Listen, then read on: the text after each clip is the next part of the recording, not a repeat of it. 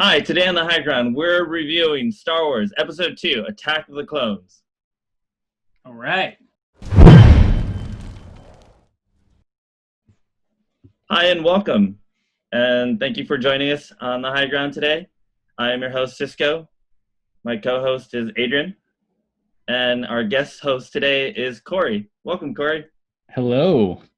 Thank you for having me here. How's it going, guys? It's going. Good, bro. It's going good. How long has it been since you watched this movie? It's been approximately like 20 minutes. Yeah. You were tasked to watch it, and damn it, you watched it. All right. I watched it actually a couple weeks ago. You guys were talking about the podcast, and I had been thinking about Star Wars, and like randomly late one night, I wanted to put on a Star Wars movie.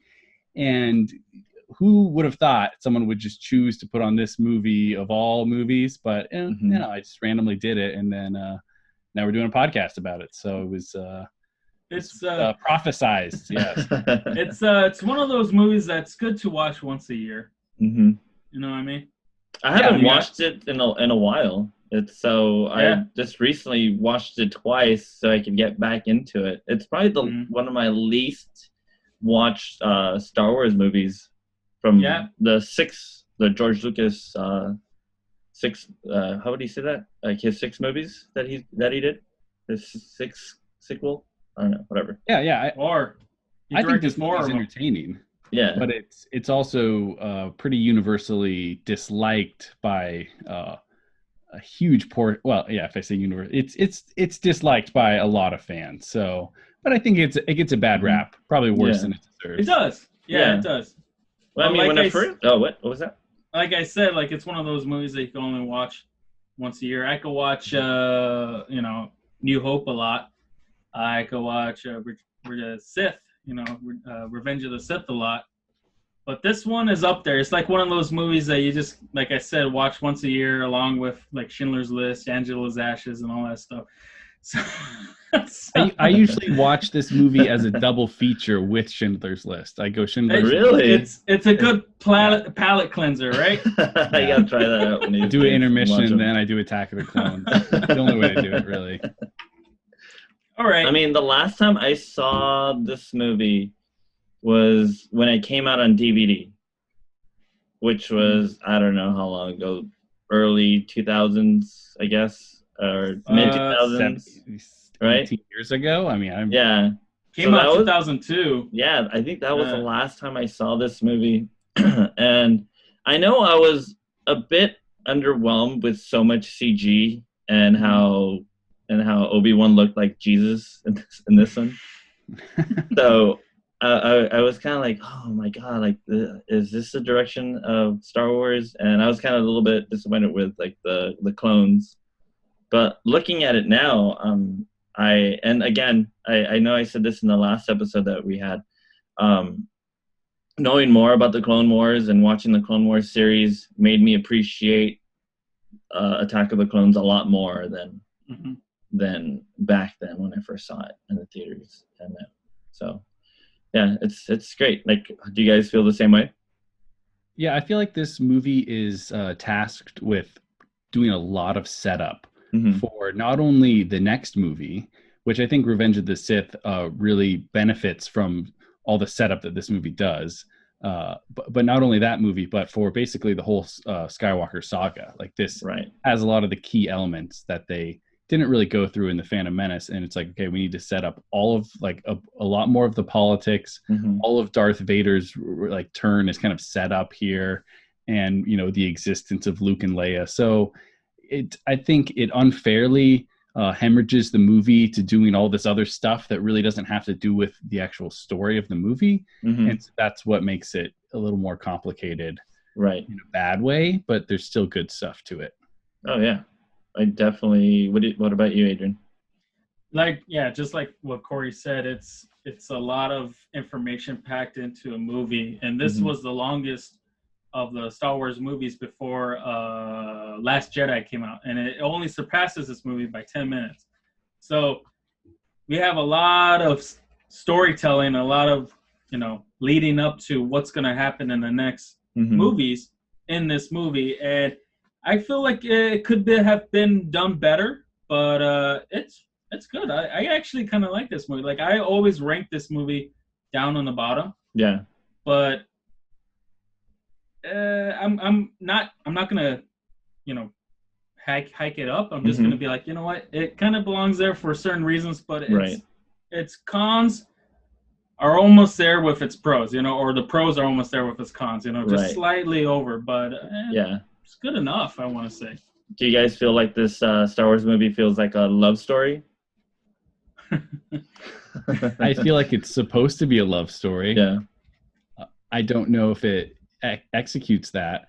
I feel like there's 3 chunks to this movie, and there's a 45-minute chunk at the beginning, and then once everybody splits up and goes their separate ways, there's this really long middle chunk that's quite boring in my opinion, right. And then there's an extremely exciting 45 minutes at the end. So yeah. I mean, this is a very simplistic way to look at it, but the middle chunk has all the love story, and it's not my favorite part, though. It probably is necessary in some ways. Yeah. Well, watching it, I was entertained by it. I especially love the cheesiness of it, and how we have like that famous quote that Anakin says about sand. And he hates sand. He hates sand. I hate sand. It's too coarse. Like, come on, it gets everywhere. It's not like here. Everything's smooth. Yeah, I think he starts like caressing Pepe's arm. Oh man, Anakin's a creep in this movie, dude. He's really a creep. He does. During this Me Too movement and all that stuff, like get Anakin in there, dude. Like he is a creep. He stares at her. I think he's like pitting her in a Jedi. Yeah, she even tells him like, "Oh, stop staring at me. You're making me feel uncomfortable." Yeah, and he still does it. He's like, "Okay, my lady." Yeah, I'm like, oh, dude, like. I don't know. But I want to say, like, this love story in this movie, Luke and Leia had a better love story than this, right? You know what I mean? Like, there's a scene when they have, like, their little dinner scene, that he floats the little pear, he steals her food. So he's, like, he's doing all these tricks to, like, manipulate her. Like, I'm staring at you, I'm touching you, I'm taking your food, I'm going to, He's very possessive. He is. He is very possessive. So... Like while they were filming that, Lucas is like, "All right, just improvise. I don't trust the stuff that I wrote." Yeah. But you got to think about it too. She's like pushing him away, saying no, no, no. But then like you see her in every other scene, she's wearing something very sexual, very, very open and wide, and almost like she's teasing him, and she's really close to him and very revealing. Like even that when she's wearing that leather like corset. And he's like, "No, we can't be together." And there's like a fireplace in the background, very romantic. The lighting's low. I always have to fast forward that scene because as much as I like Natalie Portman, as much as I love her and I think she's a fantastic actress, I'm gonna say this again and again and again. Lucas is not a actor director. He doesn't He doesn't really give them the right notes. He doesn't really, his dialogue is a little rough. So the actors are just there, and even good actors are going to be like that. Yeah. So I always had to fast forward. Right. All those scenes when they're in Naboo, I always had to fast forward. That's all I'm going to say. Yeah, frankly, that's probably the preferred way of watching this for a lot of people. They're okay. Some of them are bearable. Some of them are okay. And there's bits of pieces that you need to catch in some of those scenes. But there's probably like 4 or 5 scenes that are essentially just them kind of just sitting around, just chit-chatting. And like it's like them when he's first talking about Obi-Wan before they even leave. And then, the pear scene, the riding of the whatever the hell that creature is. I call them tick cows because they look like ticks when they're swelled up. Yeah. Yeah. And all these scenes, they're all they're doing is they're hiding away. And there's no stakes to the scene. There's no weight to them. And so there's not really a reason for us to feel very emotional about it. Right.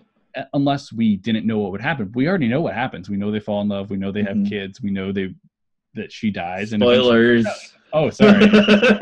Spoilers if you've never seen the Skywalker saga. Was I not supposed to spoil? No, that's it, Corey. That's the point. That's what we're at 2 now or 3. Cut his mic. No. Is there like a swear box? I should put something in here. No, we're telling it right here somewhere. But yeah, somewhere around here. Just invite Corey. All right. So I guess if you assume that you don't know all these things, if you haven't seen the other trilogy, then maybe these scenes are slightly more exciting because you don't know the fate of the characters. But my problem with the love story is there's not a lot of forward momentum going. Like when the Obi-Wan scenes, even though they're not like that exciting, he's investigating something. There's an end that he's trying to reach. Right. I think that you said about Luke and Leia having a better love story. Well, they were forced into dire situations together, life and death situations, and so they interacted, and there was somewhat of a love story there early on that's interesting, where Padme and Anakin, it becomes more exciting at the end when they actually are in these difficult situations, and that's when she professes her love to him, and it's a better love scene than the rest of them. Oh yeah, definitely. She says, "I love you." Yeah. Like, I don't know. Has he said that to her before? Like, I know he's like, "I miss you. I think about you in my dreams, and you're as beautiful in my dreams," and blah blah blah. But does he necessarily? I didn't catch it. Did he necessarily say "I love you" to her? I don't know if he says "I love you," but I think don't remember hearing him say that. He says we should be together. Right. He like kind of proposes that they get together when they're kind of on the balcony or the patio, whatever. And C-3PO comes up, right? And does a droid comes up and ruins the moment of maybe. Yeah. Right. But I think it was C-3PO that ruins the moment. Yeah, but they almost kiss. She's like, I shouldn't have done. They do kiss, and she's like, I shouldn't have done that. Yeah, so he's definitely suggesting it, and it's a little bizarre. Like he suggests, like from the very beginning, like the very first couple scenes they're in, how much he wants to be with her, be around her, and everything. He comes on pretty strong. He's very aggressive. Yeah, like I said, very possessive. Yeah. Even when they're in the Queen's chamber, he was telling her like, "Oh, this is how we're gonna do things. I'm in command. I am your security." And she's like, "No, you're not." And like the entire time, she keeps knocking him back down, and he kind of gets humiliated. I don't know if he's into that. The fact that he's like, even in the beginning when they see each other, she's like, "Annie, is that you? Mine. You've grown. You'll always be that little Annie that I know." That little. I'm sure I butchered that little scene. Huh? No, that's. I said that little dirty slave boy. I know. Yeah. Annie, is that you? Hello? Annie. What do you guys think about the stuff with his mother and going back to Tatooine? Okay, I actually enjoyed that. I really enjoyed that because I feel that we do get Anakin. This is after that whole boring, romantic. I don't know how you would call that, like the whole middle part. But when it starts getting better, the attempt for a love story, the romantic vacation. Yeah, and I really enjoyed it. But I felt that I thought they should have spent a little bit more time in Tatooine than extending the whole scene over in Naboo. I think that would have definitely worked a lot better, because I really did enjoy how Anakin really got upset, and you see his anger. The music was great, how it just was going with his emotions when his mom died, and I felt it. I actually felt like kind of like, man, if I lost my mom, I don't know what I would do if I was in that type of situation where, spoiler alert, Tuscans would kill her, or I don't know what they did to her for a whole month. What did they do to her? I don't know. She was all like whipped up in the back. Yeah. So like, I don't know. Even on the face. They were questioning her for the secrets of moisture farming. Yeah.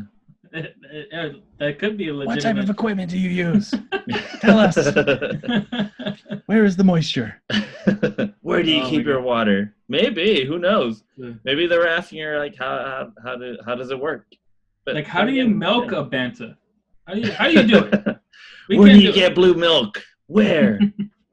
I don't know. Like, well, we know for sure that the Sand People, the Tusken Raiders, are the legitimate native species to the planet. Mm-hmm. So they see all other species as invaders. So these could just be like a nomadic tribe, running around saying, "All right, we're going to take this town, we're going to do this, and we're just going to kill them, or we're going to torture them, and we're going to show them that we're here and that we're not to be messed with." So that's probably what they're doing. I'm not too sure. Maybe it was a message. They're trying to send a message. Maybe it's a message, yeah.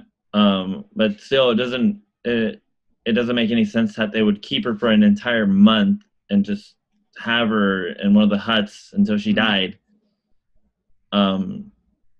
It almost feels like they were using her as bait, because Lars was even saying. He was saying that they were sending people to go find them, but they kept dying. So maybe they kept her as not as insurance, but as bait to lure them to try to find them. And every time they would get closer, they would take kill them out. More guys. Kill more guys. Is it possible that Palpatine had some sort of influence? He had a man with the Tusken. What are they called again? Tusken Raiders? The Raiders, yes. Tusken Raiders. Did he have someone there and it was like, take this woman so that it would lure Anakin? We know he's a master puppeteer, but like how... I think there's so many things that happen in the Star Wars universe where you're like, okay, what was coincidence and what was Palpatine? How far was his reach? Because we know it's pretty darn far. That actually does make sense. That's a good theory. Yeah, I didn't think about that. Yeah. I don't know. Maybe it's already out there, but this is the first time me hearing it. Yeah. Pretty good, Corey. That was the first time I ever thought of it. It was the way Franny Cisco was questioning motives there that drove me to think of that. Yeah, it actually makes sense, because in the beginning he actually has Obi-Wan and Anakin separate. He's like, "Oh, why don't we have Anakin, protect her, or have Master Obi-Wan?" He's like, "Oh no, we can't." And then it's almost like he manipulated the console to help them. To help his moves, and he knew sending him to Naboo, since Naboo was in kind of close to Tatooine, on the way to Tatooine, it would be a perfect opportunity for him. Yeah, I think he's constantly trying to put Anakin in places of temptation, putting him with Padme that he knows he has this connection to, putting him in situations where he's going to use his anger and his emotions, and just leading him to one day betraying the Jedi. Yeah. And slowly manipulating him to think of the Jedi as, untrue to their own philosophies. Yeah, I kind of like that. I'm like, now I'm thinking about it, I'm like, wow, never thought about that. You heard it here first, guys. Palpatine was a mastermind, and why Shmi Skywalker was with the Tusken Raiders. And, it's interesting, that he goes there. And this is, I think, really important to Anakin's story, that his mother was his connection. It was his basically one and only, part of his life when he was on Tatooine as a slave. And now it's of course she's going to die. It's like, it's got to be part of his story. And I think it works in this movie. I think that they could have maybe put it in there in a different way, like if the plot was different, but basically they just decide to have him have these dreams of her being tortured, and then in the middle of the love story he's like, let's go see if she's okay, which works because frankly I think we're all ready to be done with Naboo and the love story, and everything that happens on Naboo is probably the least interesting parts of the movie. And thinking about it now, it opens up a lot of answers to. I mean, it brings up a lot of answers on Palpatine's power and how he's, like you said right now, like influencing and inserting dreams into Anakin, manipulating him already. Because you could tell right away that in this whole episode, he's like, "Oh, you're becoming the best of all the Jedi. Like, oh, you're gonna be great. You're doing better. I know they don't trust you, but trust me, they'll see your way soon." And he's manipulating them. And you can see that even in the I hate to say this, but in new movies, when spoiler alert, he was telling Kylo like, "Oh, I've been every voice inside your head," and he's doing the same thing to Anakin, manipulating him. So I do see that, like his power. What do you think? The master manipulator. Yeah. What do you think of the relationship between Obi-Wan and Anakin?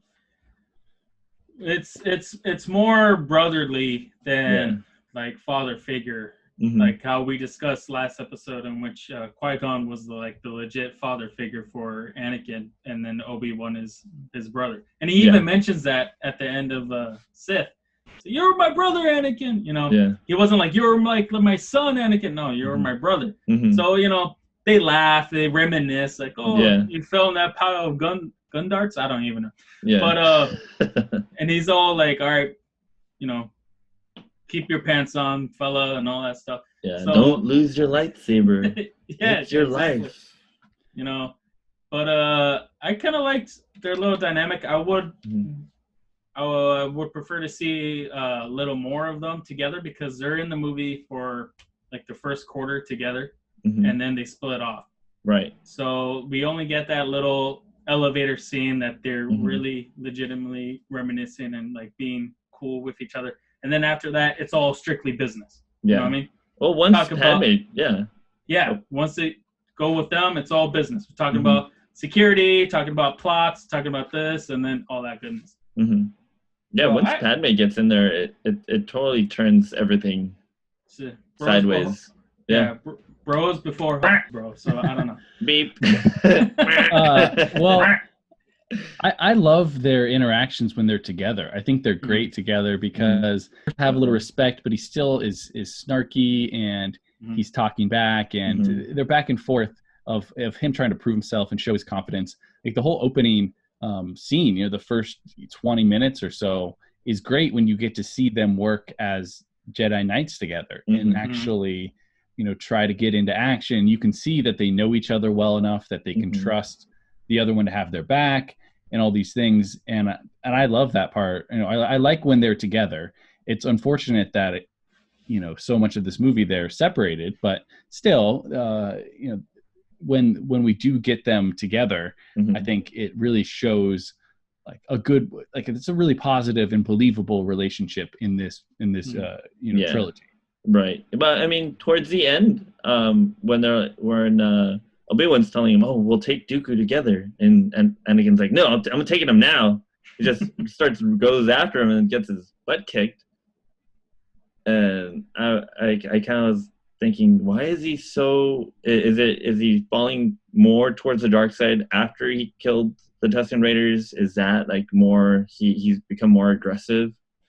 Well, he's feeling more rage. He's feeling more vengeance. Right. Okay, so like, you notice how Obi-Wan, I'm pretty sure, is just as devastated as Anakin is with all the fallen Jedi, right?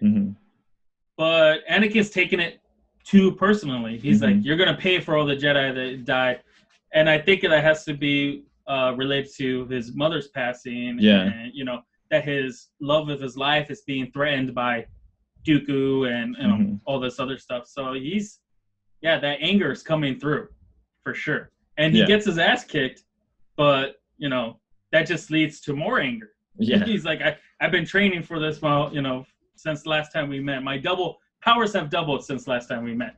So he's just anticipating to get back to Dooku, keeping Padme safe and avenging the Jedi that have fallen, or his mom or whatever. But that anger is just coming through. Yeah.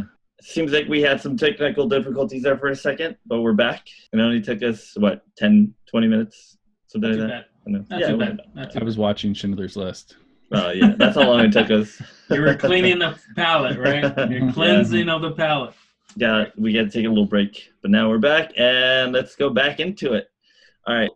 We're talking about Obi-Wan. What do you think? Well, I feel like this is a kind of a unique portrayal of a Jedi, at least the first time. In the first in episode 1, they're more like bureaucrats, trying to come to peaceful solutions. And here it's a lot more of a investigation, and he's like a detective in a lot of ways. I mean, from the beginning, and with Anakin, and it's interesting. He's always trying to like tell Anakin not to do something, but then he kind of does it anyway. So I think Anakin kind of knows Obi-Wan well. Like he clearly says at the beginning.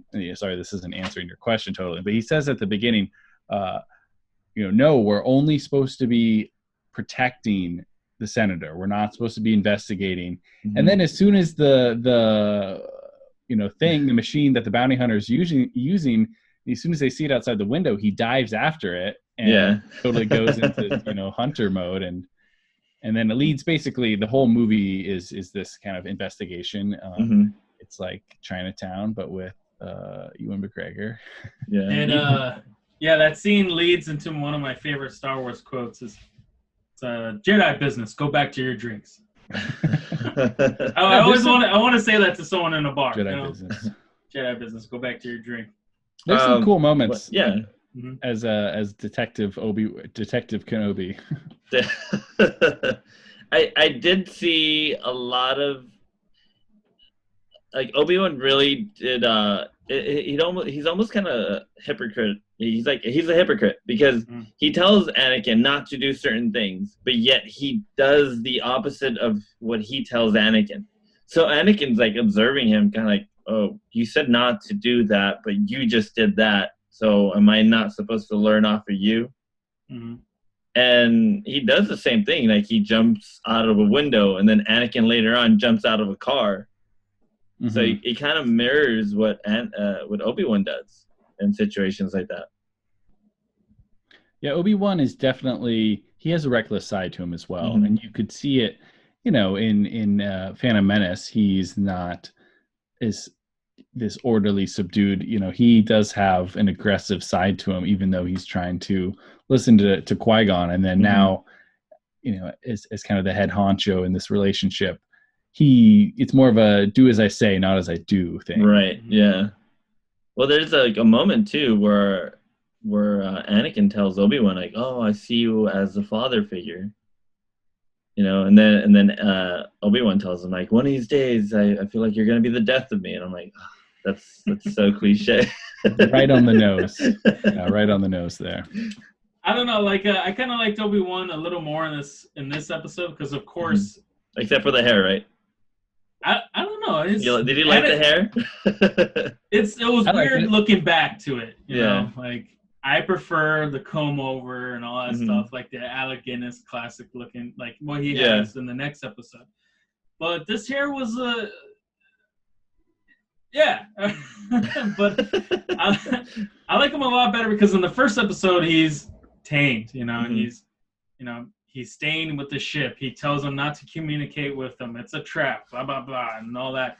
And the only cool thing that he does in the entire episode is defeat Darth Maul. So in this one, he's, just like Corey said, he's Detective Kenobi.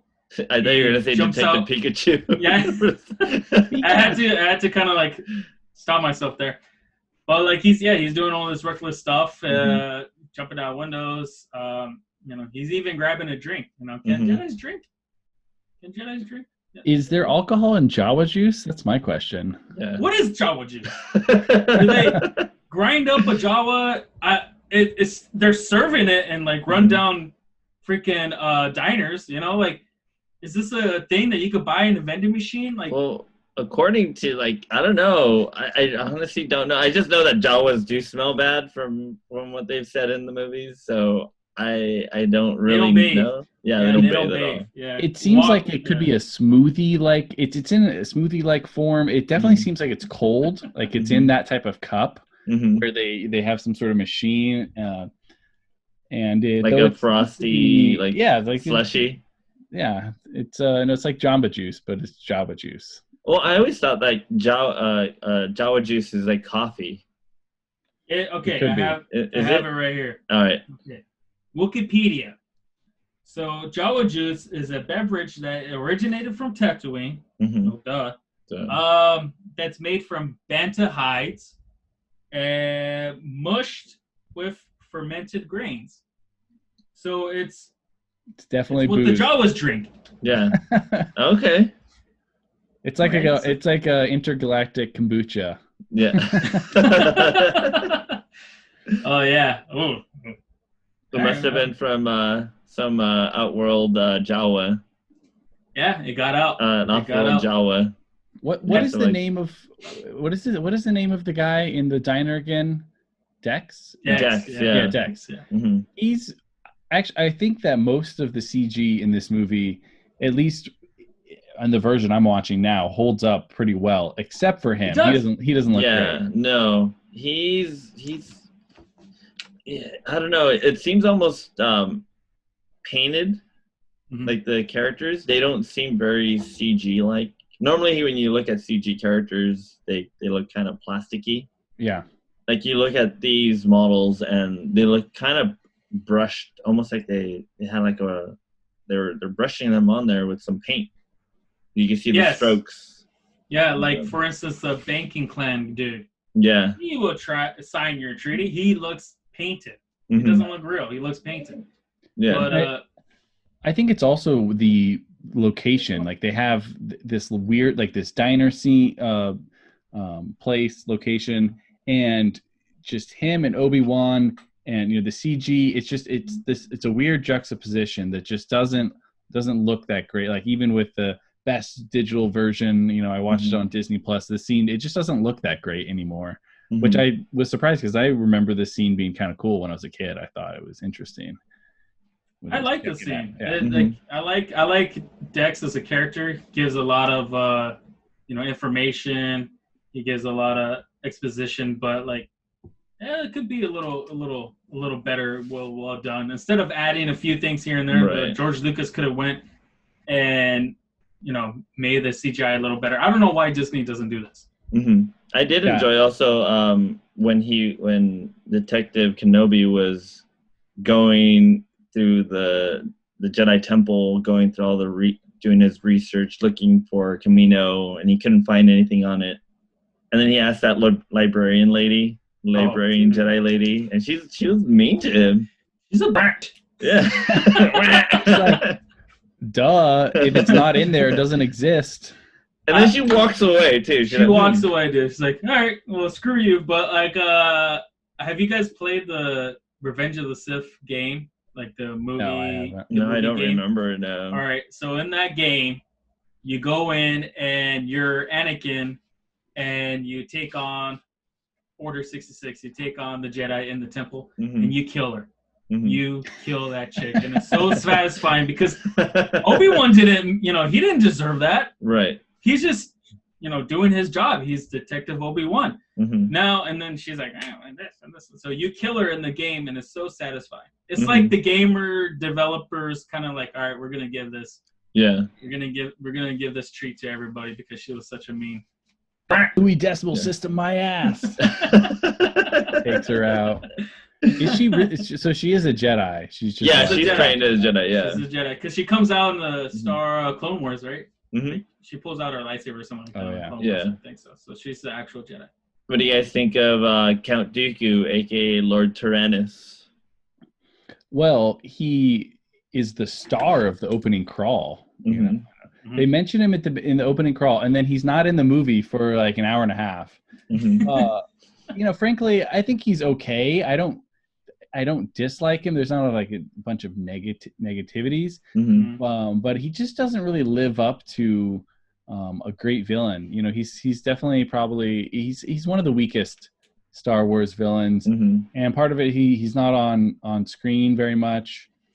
Christopher Lee's a great actor, but it almost feels like they were just riding the momentum of him being a big star in the first Lord of the Rings. I don't know. I don't know if they already knew that or whatever, but it just feels like there's not a lot of unique substance to his character. Yeah. I feel that Lucas wanted him because Lucas loves like the old genres, the old 60s B-roll movies. The Hammer, Hammer Studio, all that production. Because he did have Peter Cushing and Alec Guinness, and so having I totally his name just slipped my mind. Christopher Lee. Christopher Lee as like to be in Star Wars, I think was another dream of George Lucas to have him in there. Yeah, it kind of seems like Christopher Lee is in there because George Lucas sees him as a villain because that's what he knows him as. Mm-hmm. But to like a newer audience, especially kids, he's just an old guy that like doesn't really do much. He's a little sneaky. I like his Jedi, like his lightsaber. His curved lightsaber. Yeah, and I like how his like movements are. It's kind of like fencing. He's a gentleman, you know what I mean? Yeah, definitely. Like, but I would concur with Corey that he's the weakest of the villains in the prequels. Well, you could tell that he wasn't really from when I saw the movie back when it first came out. You could tell he wasn't a very strong character. No. Even leading into episode 3, you could tell that he was just a pawn. Like, and again, looking at it from then and looking at it now, you see that Palpatine was only using him as a pawn. He was just filler. He was, and I wish what Corey brought up earlier with Palpatine, you know, if he did set up the whole Shmi Skywalker keeping her alive, if they would have added that to that scene, it would have added more, I guess, believability on or you would have seen more on Palpatine's plan. Like the master plan. Yeah, his master plan. Because it was interesting just to see him come in, and I guess he was just trying to set up for Palpatine, but he also wanted Obi-Wan to join him to fight to fight Palpatine. It kind of mirrors Vader asking Luke to join him so they could take on the Emperor. Yeah, when they were always talking about.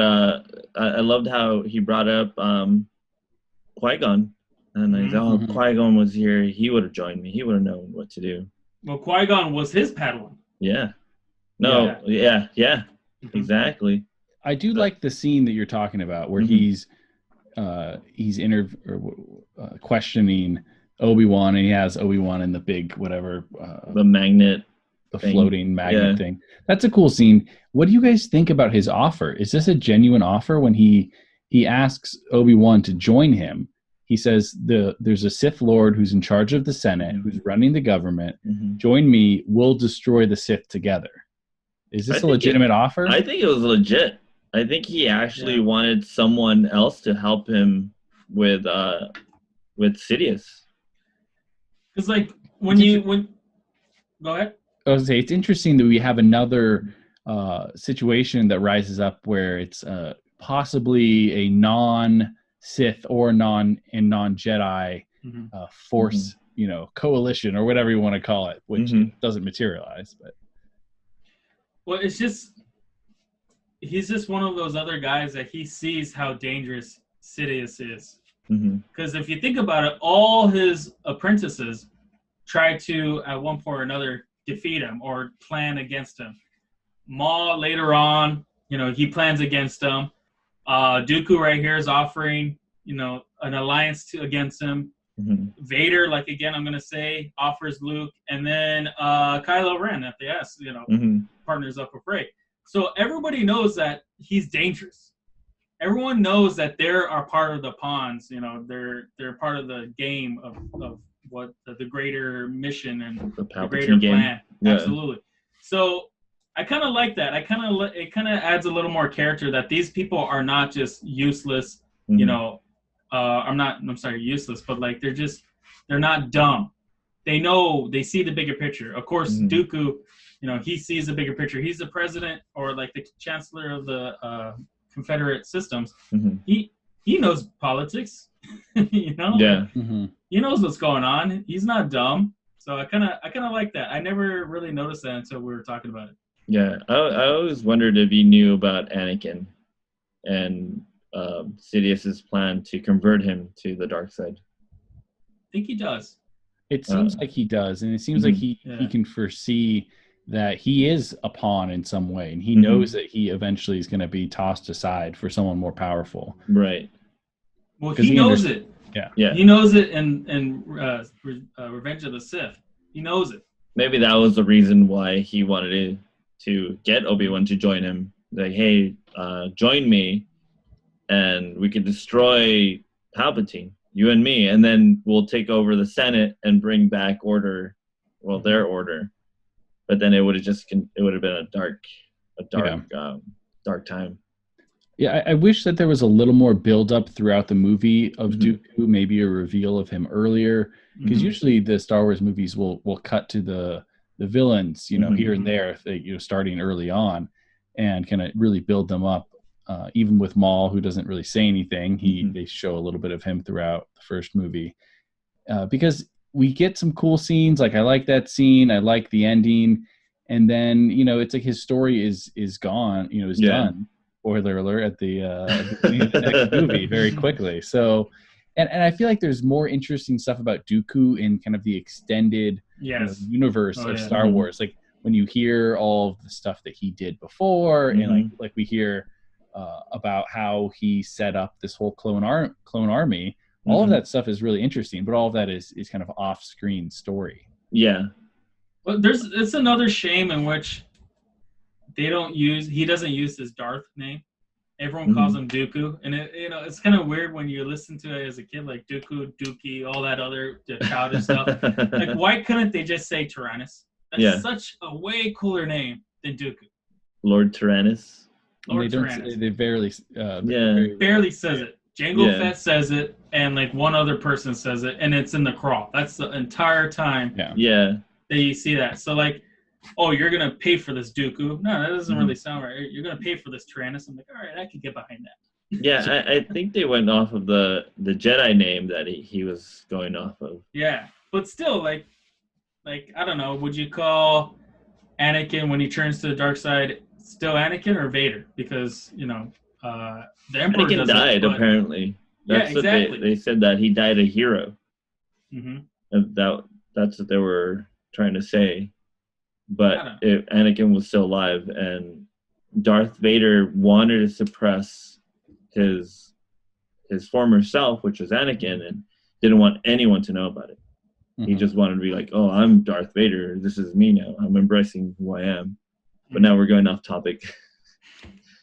So I wanted to go back to, we were talking about the clone army. What did you guys think about Kamino and Jango Fett and this whole backstory of, like Cypher DS, the explanation when Obi-Wan shows up there?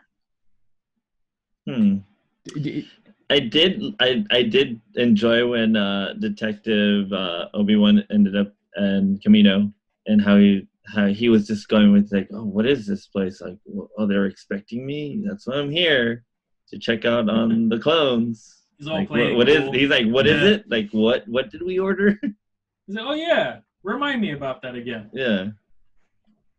So I really enjoyed that whole mystery. Oh, so he's going to Kamino. That's where the clones are at. And the entire time I was like, where's Commander Rex? Where's Cody? Yeah, I don't know if they exist yet. I mean, they do. They must. Yeah. But they're right. Yeah.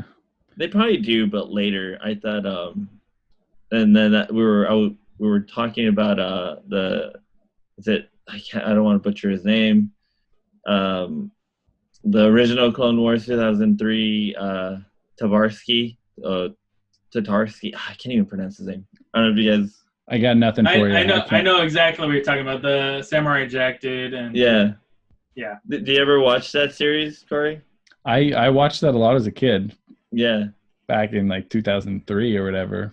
Yeah, I really wish that was actually canon, because they really go all into in depth during the Clone Wars, and you see Anakin become a Jedi Knight. But I also do see why they didn't want it to be canon, and how the Jedis were very powerful during that time. Right. Going back to the Clone Wars, to the Attack of the Clones. I really loved the clones and how they were introduced and how they're being bred and how they were giving you all this information on them. Yeah, I think this is more interesting than the stuff on Naboo, but it's, to me, it's not as gripping as like most Star Wars movies. In the middle, it's just we're getting this tour, and it's pretty cool. But I think maybe paired with also the Naboo storyline, this whole middle chunk of the movie just feels really slow. Yeah, I think it's cool once you finally get to where he's in the room with Jango, and then they have their battle out in the rain and getting knocked off. Like, all that stuff is really cool. Yeah, I could see why they would use the whole Anakin and Naboo scene, because they wanted to get another to see how Anakin went to the dark side. Because if they would have cut that out, I feel like it would have been really short on how, like, you'd see his emotions. And I see what Lucas was trying to do with the whole Naboo scene. I wish it was taken out, but it, in a way, you kind of wanted him to go through those steps in order for him to make it to Tatooine, I believe. Yeah, I think that all of the boring stuff in this movie, it's not that entertaining in the moment. Yeah, it actually is paid off in the next movie. Yeah. So I do think that there's value to it, and there's scenes where there's references to them and their love, and you can buy it in the next movie. Yeah, because of this movie, it's not the most exciting to watch in the moment, but it's okay. It's not the worst. Yeah, even when we were talking about the whole when they're talking politics, back then we're like, oh, really, politics? This is lame. It's not. It has nothing to do with Star Wars. But looking at it now, you're like, oh my god, it makes a lot of sense. Like it especially now that the whole series is complete. Oh, the whole prequel series is complete. So putting together the pieces. Yeah, exactly. So you can see, okay, now it makes sense. It took time, but they did a good job. So I have a question with the clone army. Are they saying that Dooku, when he was a Jedi, when he was still a Jedi, he ordered this? Is that what they say at the beginning? Yeah, I think so. Yeah. Like him and what was Cypher Diaz, they were in cahoots in order to get that. Okay, that's what I thought. And they just put it on like the Jedi credit. Yeah, they did address this. They did address this in Clone Wars, where Cypher Diaz was having visions of the future, and the Jedis were completely ignoring it. They're like, no, you're crazy. Like it's not real. But he alone went to go get the army done. But I don't know whose credit card they used, but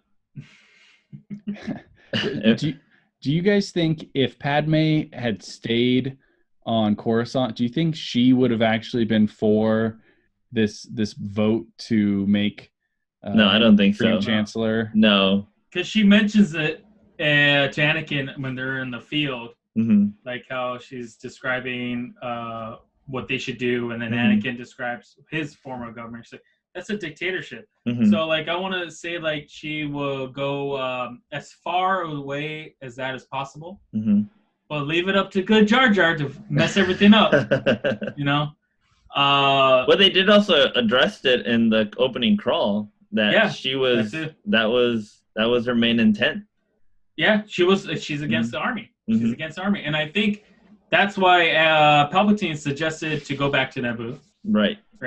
She goes back to Naboo, and she leaves Jar Jar around, and Jar Jar is very easily manipulated. All it takes for him to think about voting on that or present that, it's just that guy saying, if only she was here, maybe she would, present this. That's all it takes. That's all it takes for him to do.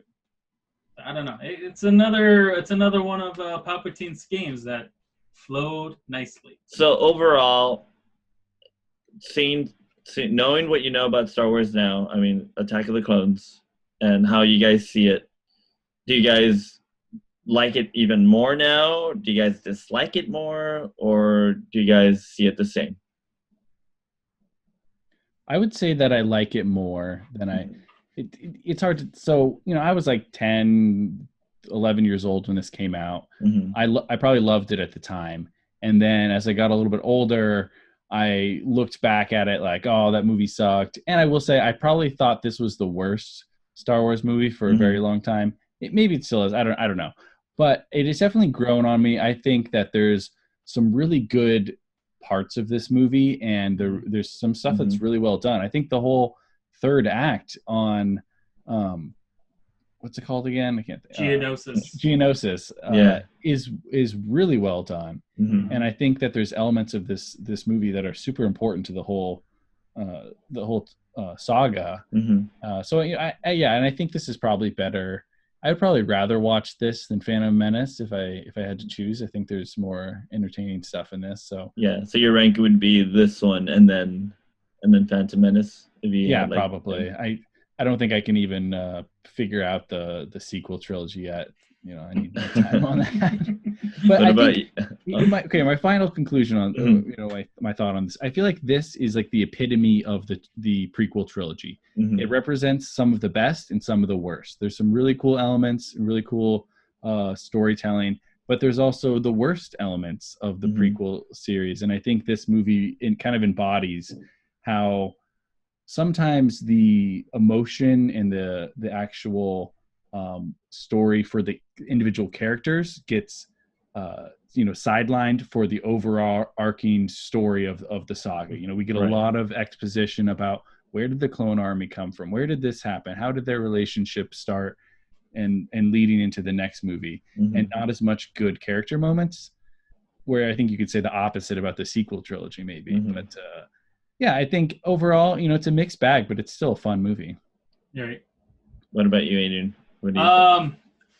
I don't consider this the worst Star Wars movie made anymore. I feel like Rise of Skywalker has taken that mantle. But to concur what Corey was saying, it's second viewings. It's a lot of good stuff in there. You get the clones introduced. You get Yoda fighting. We didn't even talk about that, but Yoda's fighting. That blew my mind as a kid. He's a crippling old puppet, and now he's over here wheeling around and freaking kicking ass. But and then like the whole seating the next course of movies. Palpatine taking power, the Clone Wars, what's driving Anakin's fear and anger and frustration, and his love for Padme, and of course when she dies, he's gonna he's gonna blow over. So it's a lot of cool things. Spoiler.